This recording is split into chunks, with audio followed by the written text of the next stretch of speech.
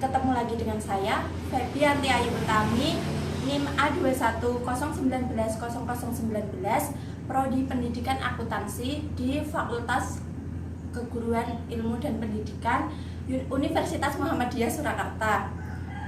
Baik teman-teman, di sini saya akan menyelesaikan salah satu tugas dari mata kuliah Bank dan Lembaga Keuangan, di mana tugas saya ini, saya ada tugas untuk mewawancarai salah satu orang yang kenal apa itu pinjol atau pinjaman online. Baiklah teman-teman, sebelum ke sesi wawancara, saya akan menjelaskan sedikit mengenai apa itu pinjaman online. Pinjaman online atau biasa disebut dengan pinjol ialah pinjaman online yang terdaftar dan diawasi langsung oleh Otoritas Jasa Keuangan atau OJK. Untuk mendapatkan status resmi dari OJK, penyelenggara wajib mengajukan pendaftaran dan perizinan kepada OJK tersebut. Pinjol sendiri terdapat dua macam, yaitu pinjaman online ilegal dan pinjaman online legal. Ada pula beberapa contoh aplikasi pinjaman online, diantaranya Kredit Pintar, Tunaiku, Pinjaman GO, dan Uang Teman.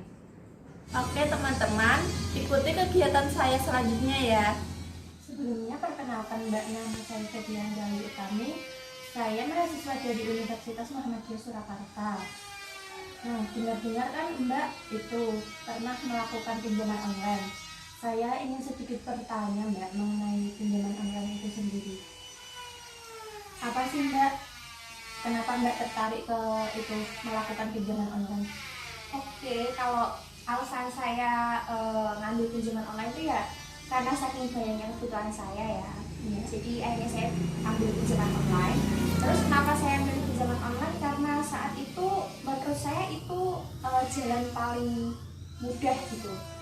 Kalau beli pinjaman online itu kan pengajuannya tuh gampang, syaratnya nggak terlalu ribet, terus kayak cepat di ACC juga, nggak kayak kita pengajuan ke bank kayak gitu. Oh, itu awalnya jadi karena kebutuhannya mepet ya Mbak? Kebutuhannya banyak gitu. Selaku peminjam online, apakah ada permasalahan yang dialami Mbak di pinjaman online ilegal? Kalau saya enggak ya, karena saya pilihnya pinjaman online yang legal. Tapi sedikit bercerita, teman saya itu ada yang pinjam di pinjaman online ilegal. Itu katanya kalau di sana itu agak kurang berperi kemanusiaan ya. Jadi kayak mereka tuh berani ngancam sama nasabah yang kalau penarikannya itu molor-molor atau susah penarikannya itu.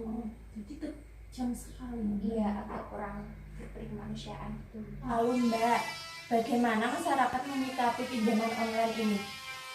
Kalau menurut saya, masyarakat sekarang tuh harus lebih jeli dan hati-hati dalam memilih pinjaman online ya. Harus tahu bedanya pinjaman online yang legal dan ilegal. Kalau bisa pilih yang legal aja, karena pinjaman online yang legal itu berada di bawah naungan OJK, jadi keamanannya itu lebih dijamin kayak gitu. Tapi lebih enak pakai bank konvensional ya Mbak ya? Kalau buat kebutuhan mendesak sih kayaknya pinjaman online lebih enak ya.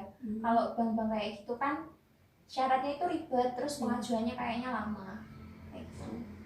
Yang terakhir ya Mbak, bagaimana sih Mbak, menurut Mbak seharusnya peran OJK dalam menghadapi pinjaman online ilegal ini? Kalau menurut saya, dilihat dari maraknya kasus pinjaman online ilegal sekarang ini ya, OJK itu harus lebih tegas dalam menangani kasus-kasus ini.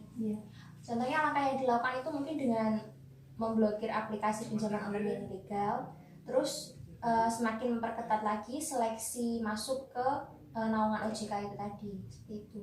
Terima kasih ya Mbak atas kesediaannya untuk diwawancarai. Iya, sama-sama. Setelah sekian dari saya, kurang lebihnya saya mohon maaf. Wassalamualaikum warahmatullahi wabarakatuh.